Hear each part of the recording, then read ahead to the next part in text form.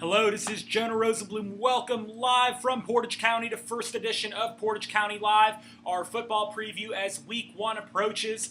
Let's start with the only all-PTC matchup in a week, and that is Rootstown at Field. Now, that's the first game for new coach Randy Moore with the Falcons. I think he is one of the better coaching hires that I have seen, a guy who's coached on the collegiate level for 3 decades. I think he is going to do wonderfully in Brimfield, but he has a very young team, and it will be a tall task going against a Rootstown team that could very well win the county division this year. Of course, they're going to tassel with Mogadore and Crestwood per usual.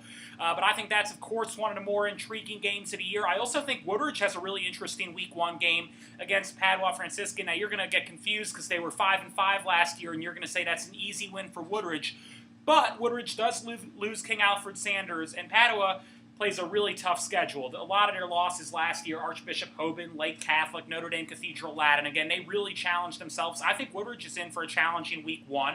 And then if we look around, Ravenna at Talmadge, that is a critical Week 1 contest. Now, last year, Ravens dug themselves a deep hole that cost them a playoff berth probably in 2016. They lost to Talmadge. They lost to Marlington. So this is a critical game for a Ravenna team that has tons of talent, particularly at the skill positions, but you got to win in Week 1. This is a critical game, especially with a tough contest at Marlington coming up. You certainly can't fall 0-2 to start the season and dig that kind of hole for yourselves.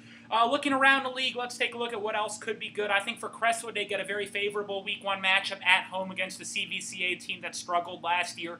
The Red Devils, despite being your county division champions in 2016, have a lot of new pieces, including at quarterback, running back, pretty much all over the field. So I think that's a favorable Week 1 matchup for them.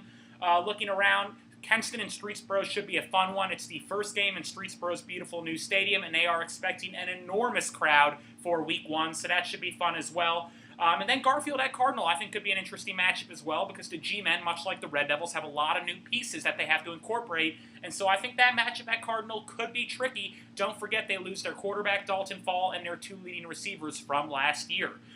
So please stay tuned to Record-Courier for all of your coverage. Of course, I start Thursday night when John Marshall visits Southeast. The Pirates will be heavily favored in that one, but join me for that coverage on Thursday night. Then on Friday night, I will be covering Rootstown at Field, and our team of Record-Courier reporters will be all over Portage County, bringing you the best of PTC football and Suburban League football as well. Reporting live from Portage County, Jonah Rosenblum.